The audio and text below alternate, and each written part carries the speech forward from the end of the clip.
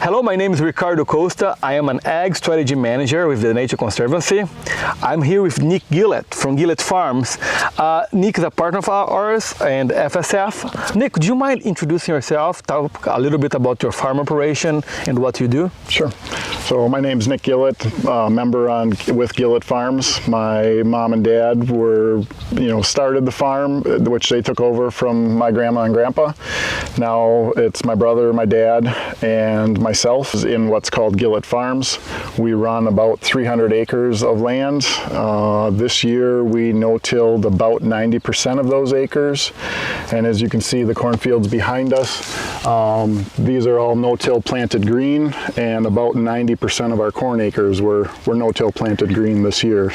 A big part here in the last 4 or 5 years of our success and learning journey has been Peninsula Pride Farms and the Kewaunee Demo Farm Network. We're able to learn from other farms as peers, both our successes and our failures. That farm or our farm doesn't want to see the next person fail in that adventure, so we learn from that. Farmers for Sustainable Food have kept us in line in terms of our administration side of things, helping us kick off our events very well and keep us coordinated, because as farmers we tend to veer off the beaten path and get sidetracked, and Farmers for Sustainable Food has kind of brought us back to center in instances where we need to. Ricardo, your agency as the Nature Conservancy has brought a lot of support to Peninsula Pride, both in ideas, monetary, and monetary is important because there are risks associated with these practices as we learn how to implement them across the landscape. They're not just cookie cutter, straightforward approaches. It varies literally from field to field, right? What works for you might not work for the other farmer. Absolutely. Your neighbor, right? Yep. Is there anything else that you're doing that you might want to, you're trying now, you want to expand? Where do you want to go? Yeah.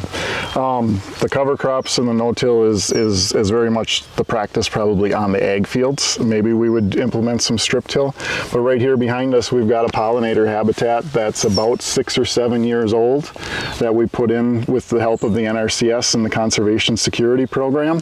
We've kind of looked for some of those niche areas. Right here where we're talking is the Niagara Escarpment, and this pollinator habitat behind us actually acts as a buffer. So it's both a pollinator habitat and a buffer from a very sensitive feature. So if we can couple those things together in niche areas, they become that much more powerful and impactful in the landscape.